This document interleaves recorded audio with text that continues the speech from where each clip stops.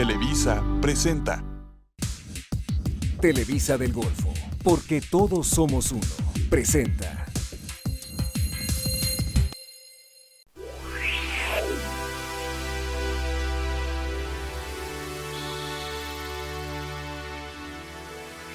Hoy hablaremos de efectos de la diabetes en la vista. La diabetes mellitus es una de las enfermedades que actualmente padecen más mexicanos y causa más muertes. Hoy, la diabetes es causa importante de incapacidad laboral, entre otras consecuencias por ceguera. Solamente controlando a tiempo la diabetes podremos evitar o retrasar estas consecuencias. Existen diversos especialistas involucrados en el cuidado de la diabetes. Uno de ellos es el oftalmólogo. Hoy platicaremos con él. Iniciemos sabiendo qué es la diabetes mellitus.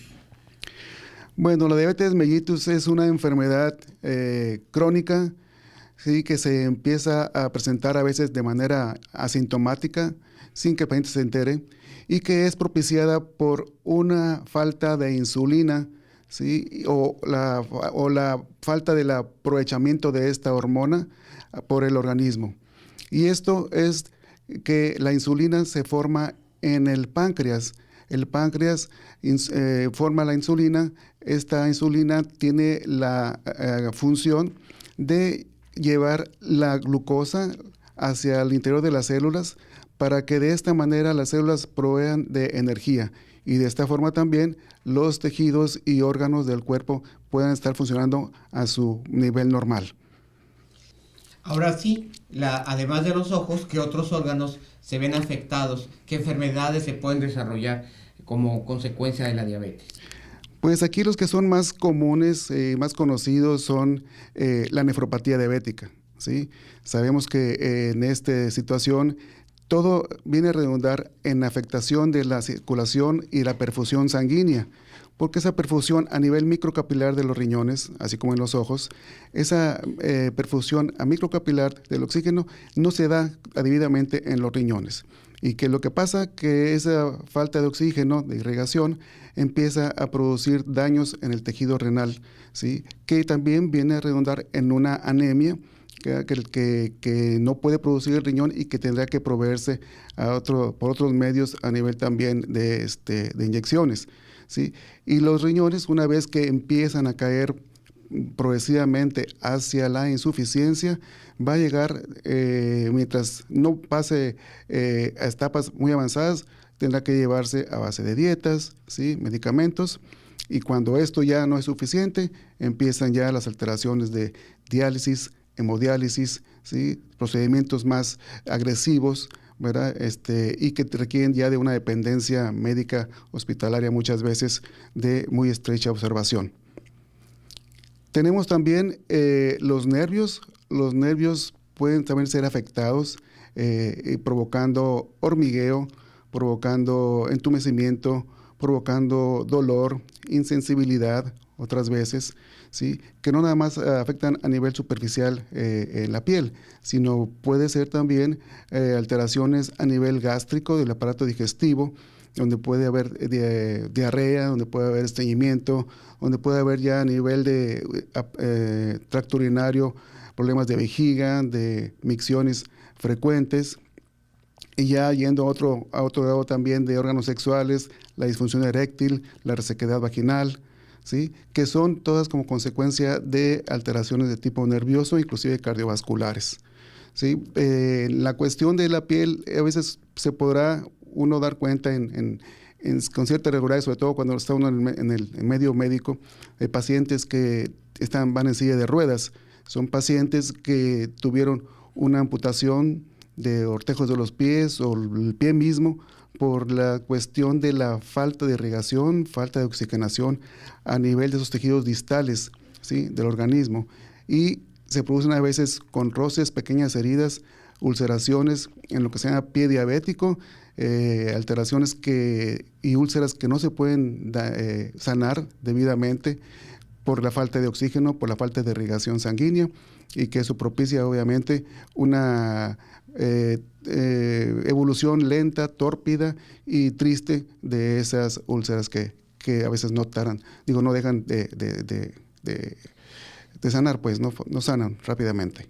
¿Cuáles son los daños que produce la diabetes en los ojos? La diabetes tiene una afectación muy amplia en el ojo en sí. Tenemos, por un lado, una enfermedad que es seria, grave y de consecuencias catastróficas en sus extremos de la enfermedad, que es la retinopatía diabética. La otra patología que también es seria, grave y que sí puede llevar a extremos de ceguera en un paciente extremo es el glaucoma. Y la otra, finalmente, la tercera, que es la presencia de cataratas.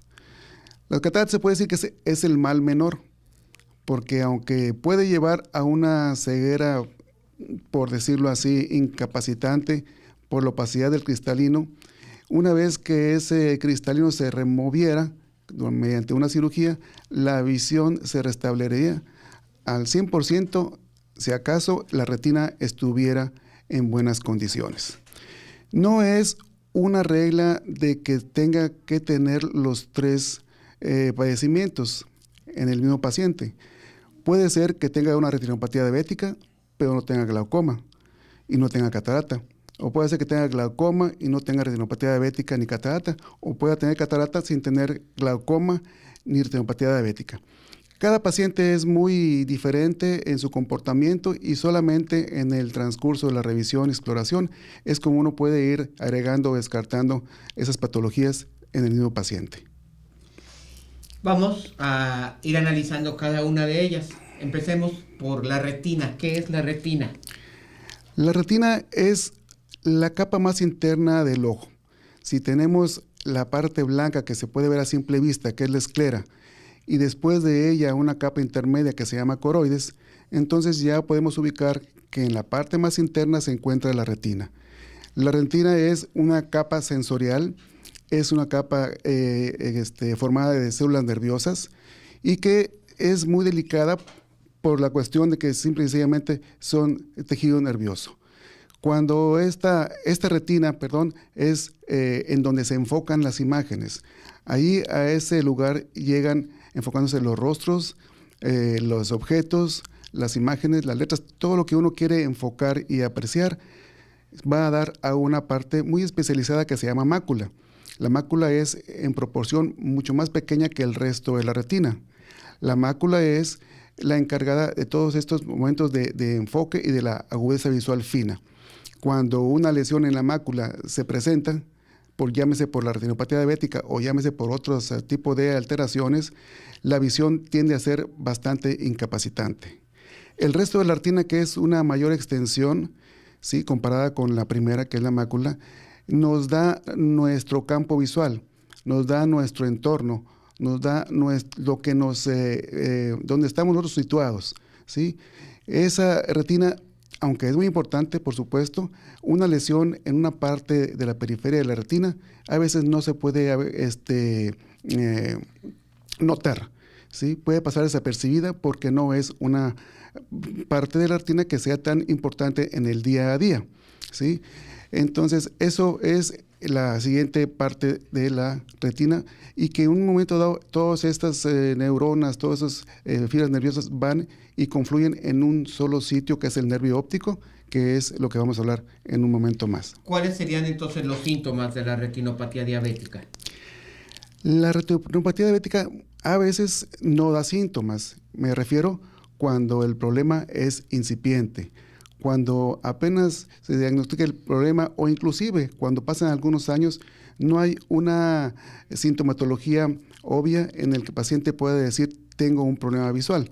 Puede pasar inclusive algunos años, ¿sí? Sobre todo si el paciente es joven, relativamente joven, entonces el ojo o el organismo puede aguantar hasta cierto punto embates altos de glucosa en sangre, ¿sí? Y en eso pues no va a haber sintomatología. Una vez que esta progresión de la enfermedad se está dando sin control, entonces ya empiezan a haber microhemorragias, empiezan a haber áreas de infarto o isquemia en la retina.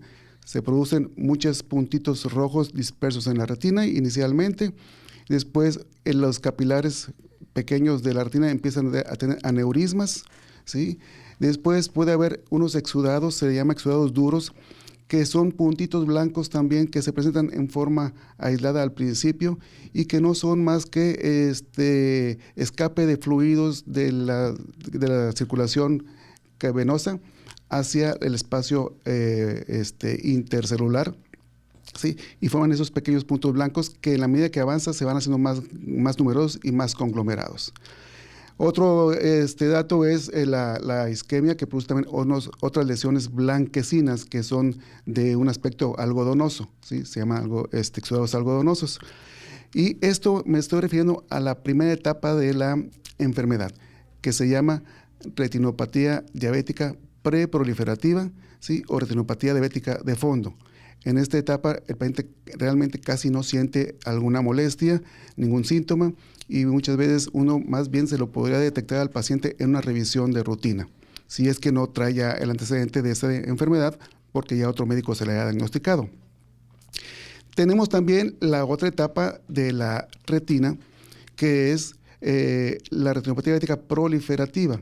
La retinopatía diabética proliferativa es la que está ya en un grado de avance en donde encontramos unos vasoproliferación, o sea, una formación de vasos sanguíneos que salen de la nada, ¿sí? Porque en estos casos hay un factor de vasogénesis, un estímulo en donde se estimula una formación de vasos, pero esos vasos que se están formando no son vasos normales, son vasos frágiles, son vasos endebles y muy delicados que en cualquier momento pueden romperse. Y cuando esto sucede, que es lo más frecuente, entonces se produce una hemorragia en la retina misma o en el vítreo. Y aparte de esto, en la etapa de la enfermedad ya proliferativa, también vemos tejido fibroso, tejido que se forma como bandas blanquecinas, como bridas, que pueden traccionar la retina y que en un momento dado pueden producir un desprendimiento de la misma, con las consecuencias y pronósticos ya más serias. ¿Cómo se hace el diagnóstico de retinopatía diabética? La retinopatía diabética se puede hacer en una exploración rutinaria. Hay pacientes que llegan y que vienen por algún otro padecimiento y a la hora de que uno lo revisa, encuentra uno esos pequeños detalles de los que le mencionaba al principio. Y al preguntar si son diabéticos, a veces no lo saben, porque están jóvenes y no sienten mucho problema visual. Pero cuando ya les doy la siguiente cita y con un examen de laboratorio, ya por ahí ya viene con exámenes ya alterados. Entonces puede ser, repito, en una simple revisión de fondo de ojo, en una simple toma de agudeza visual, ¿sí? Y en un momento dado también se puede presentar ya cuando requiere el tratamiento, el diagnóstico, hacerles estudios de fluorangiografía.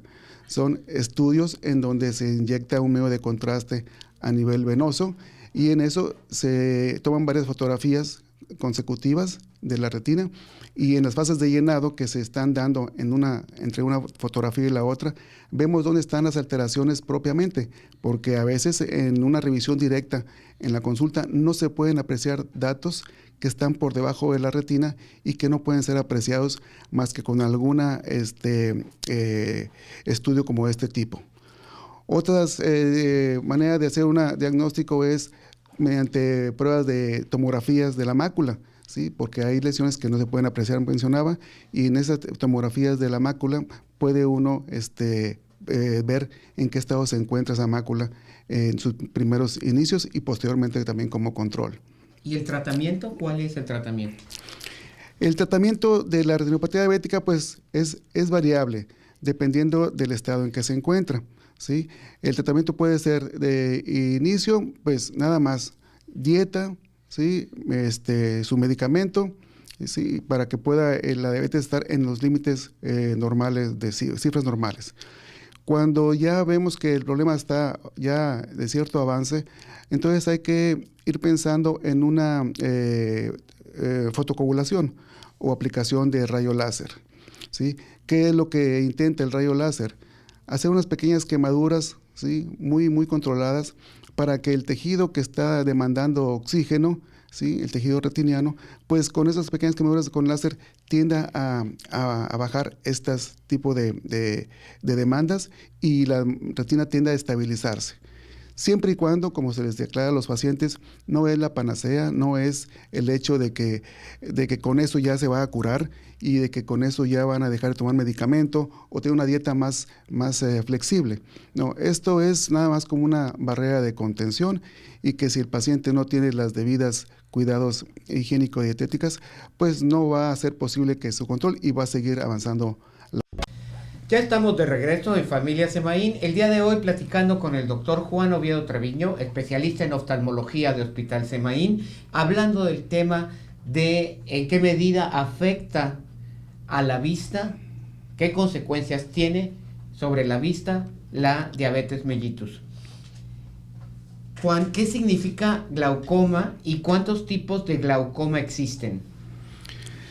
Bueno, el glaucoma es una enfermedad crónica, progresiva, asintomática, insidiosa e irreversible. Entonces, todo esto que les acabo de decir nos habla de que es una enfermedad que se puede pasar por alto en cualquier momento y la enfermedad seguir avanzando hasta que no llega un momento en que ya, obviamente, casos extremos, que ya el paciente se da cuenta de que algo no está bien.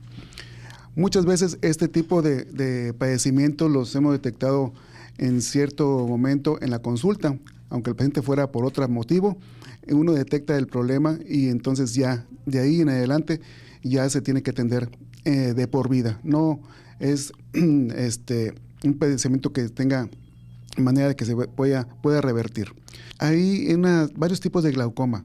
Glaucoma de ángulo abierto, glaucoma de ángulo cerrado, y los factores que predisponen este tipo de padecimientos pueden ser desde una miopía alta, una hipermetropía, puede ser también por genética en la raza blanca, en la raza negra, y los latinos tenemos más predisposición a que se nos forme el glaucoma, ¿sí? Hay glaucomas también debidos a medicamentos, glaucomas debido a una empuje del iris hacia la malla trabecular porque el cristalino ya está muy opaco y muy grueso y forma una presión, aunque sea transitoria, después de que se opere la catarata, y puede provocar, repito, estas alteraciones que ya me mencioné hace rato. Entonces, eso sería en el tipo de los riesgos, los factores, mejor dicho, los factores de riesgo que pueden producir el glaucoma. Volviendo, Gerardo, a lo que me preguntabas tú, ¿cuál es la relación de glaucoma y diabetes mellitus? Bueno, la relación que hay es cuando el proceso de la diabetes en el ojo en sí ya está muy avanzada. Ya tenemos una retinopatía proliferativa en donde ya hubo una vasoproliferación en retina, en donde ya hubo posiblemente hemorragias, en donde ya hubo muchas alteraciones de hipoxia, ¿sí? Exudados, muchas hemorragias, y que esta misma hipoperfusión y la falta de oxígeno empieza a generalizarse en todo el globo ocular y se extiende también hacia la parte anterior. Entonces empiezan a formarse vasos también en la superficie del iris y empiezan a formarse también vasos en el trabéculo, en el que decía yo que era el sistema de drenaje, el sistema de salida del humor acuoso. Entonces se empiezan a formar ahí vasos sanguíneos en esa zona. La salida del humor acuoso va a estar impedida por esos vasos sanguíneos que se empezaron a formar y que no facilitan obviamente la salida de ese líquido, y por lo mismo empieza a formarse una alta presión y dolor que podemos decir nos lleva a un glaucoma agudo. El glaucoma agudo se da generalmente en esta etapa. Pacientes con una retinopatía diabética muy avanzada, pacientes que ya tienen vasos sanguíneos ya en el área de salida del humor acuoso, que ya están retacándose ahí y no deja salir ese humor acuoso. Entonces empieza la presión a darse progresivamente hacia el tope, que pueden manejarse hasta 50, 60 milímetros de mercurio. Y es en ese momento cuando el paciente empieza a sentir dolor, un dolor intenso, un dolor tan severo que muchas veces la gente no le permite ni siquiera dormir y tienen a punta de grito del dolor y piden a gritos también un analgésico que les pueda quitar ese dolor tan intenso, ¿sí? Pueden sentir previo a esto una visión borrosa y las luces que ellos pueden apreciar pueden tener halos de colores, ¿sí? Como un arco iris que rodea los focos, las luces, ¿sí? ¿Por qué? Porque la presión tan alta que tiene el ojo hace que el edema, el epitelio, que es una capita de la córnea, se edematice y esa edema de la córnea haga que se refracte la luz que quiere pasar a través del ojo, se refracte en sus diferentes espectros que son los colores y vean esos pacientes esos halos de luz en ese tipo de glaucomas agudos que menciono. ¿Cuál es el procedimiento para diagnosticar el glaucoma? Bueno, pues el procedimiento es siempre el interrogatorio, ¿sí? Primero empezamos por lo básico. El paciente llega y se presenta y uno ya le toma la agudeza visual, ¿sí? Después de eso empieza uno ya con el siguiente paso que es el fondo de ojo. En el fondo de ojo uno puede tener cierta ya con experiencia, cierta forma de ver lo que es un nervio óptico normal y uno que empieza ya a tener daños incipientes o un daño ya francamente notable. Entonces, esa sería una manera de que ya uno se alerta de que ese paciente puede tener problema de glaucoma. El siguiente paso... Perdón. Sí, el siguiente paso después de la revisión del fondo de ojo es sentarlo en un aparato que se llama lámpara de hendidura. Allí tenemos un tonómetro de aplanación en el cual nos da una idea de cómo está la presión de ese paciente. Decíamos que la presión entre 10 y 20 son las cifras normales de presión. A veces en esas etapas de glaucoma agudo pueden llegar hasta 50, 60, les decía. Entonces, una vez que ya le tomó la presión, que ya ve el nervio óptico 1 de ciertas características, pues dice uno, no, aquí seguramente hay una enfermedad ya bien establecida de glaucoma. Como quiera, hay otros medios de diagnóstico para poder confirmarlo, como son los campos visuales. Los campos visuales que nos dan una idea de cómo está deteriorado su nervio óptico. ¿Qué quiere decir esto? De que un paciente en etapas ya avanzadas de la enfermedad solamente ve al frente, lo que tiene enfrente. Es como si vieran a través de un tubo, ¿sí? La visión periférica, los campos visuales periféricos se van cerrando, se van haciendo más y más hacia el centro, de tal suerte que lo último que le queda al paciente en etapas finales es la visión tubular, la visión que tiene al frente, hasta que se va cerrando y poder llegar a la ceguera total de ese ojo. Finalmente hablemos de las cataratas. ¿A qué se llama catarata? La catarata es la opacidad del lente que tenemos todos desde que nacemos, ¿sí? Se llama cristalino en ese tiempo, en ese entonces, que todo el mundo está joven, y en cuanto pasan los años, ese cristalino, llegando a la etapa ya de la tercera edad, empieza a opacificarse, empieza a tener cierta opacidad, y esa opacidad tiende a hacer que la visión vaya siendo cada vez y cada vez menor, ¿sí? Pero obviamente hay cataratas que pueden ser congénitas, con las que se nacen.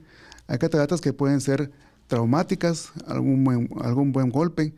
Hay cataratas que son por inflamaciones intraoculares, como la uveitis. Hay cataratas que son por medicamentos, por ejemplo, ¿sí? Por medicamentos que se aplican por largo plazo, ¿sí? Y que son automedicados la mayor parte de las veces por el paciente, ¿sí? Porque no son, uno como médico y otras especialidades también lo saben, de que los esteroides son muy buenos para desinflamar, pero pueden tener esa consecuencia de producir cataratas a largo plazo.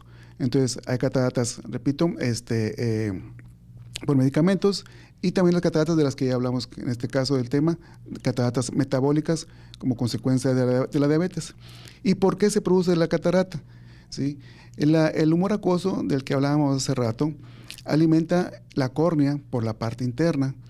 Es la que lleva oxígeno y la que lleva glucosa para su buen funcionamiento y transparencia. Y el cristalino, que está también en contacto con ese humor acuoso, cuando hay una glucosa elevada en el humor, hay una glucosa elevada en el humor acuoso, entonces puede ser que esa glucosa se pase al cristalino y empiece a producirle la opacidad. La opacidad que es, en este caso, por haber un exceso de glucosa en el acuoso, la pasa ese exceso de glucosa al cristalino y entonces ya no es tan cristalino y ya cambia al nombre de catarata. ¿Y cómo se trata a estos pacientes diabéticos que están produciendo cataratas? Bueno, los pacientes que están ya con cataratas, solamente hay una, no hay de otra. No se puede decir que si la catarata se puede quitar con gotas, que se puede quitar con medicamento alguno. Una vez que ya se presenta la opacidad en el cristalino, no hay forma que se revierta ese proceso más que con la operación. La operación es, afortunadamente, en estos tiempos muy de menos agresión, o sea, es de mínima invasión, ¿sí? De una manera con riesgos muy remotos, afortunadamente, con ambulatoria, de entrada y salida por parte del paciente, no se queda hospitalizado y con anestesia local.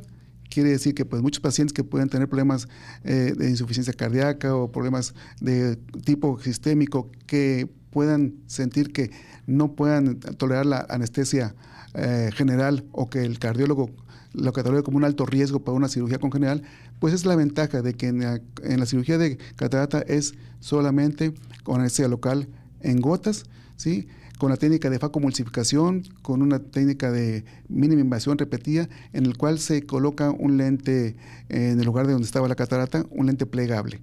Y una vez que ya se coloca el lente, ya la cirugía se da por terminada y el paciente sale caminando como cuando llegó. ¿Tiene la cirugía de cataratas un pronóstico diferente para las personas diabéticas en comparación con aquellas personas que no son diabéticas? Esa es una buena pregunta y es la que muy frecuentemente nos hacen los pacientes, ¿sí? El hecho de que la persona tenga, decir, 90 años, ¿sí? Y por la edad que tiene, y lo piensan mucho los pacientes, a que si será un riesgo mayor por la fragilidad ya de ese paciente en su organismo, pues no, o sea, como decía, la anestesia es local, los riesgos son mínimos y si se le quiere dar hasta el último momento una mejor calidad de vida al paciente, no hay una contraindicación, ¿sí? Lo otro es de que pues no hay ninguna contraindicación con los pacientes diabéticos. Los pacientes diabéticos, de hecho, son los que más comúnmente generan cataratas. Entonces estamos preparados para operar pacientes diabéticos siempre y cuando obviamente esté bajo un nivel de glucosa adecuado, una valoración adecuada para que pueda el paciente tener obviamente un pronóstico totalmente positivo.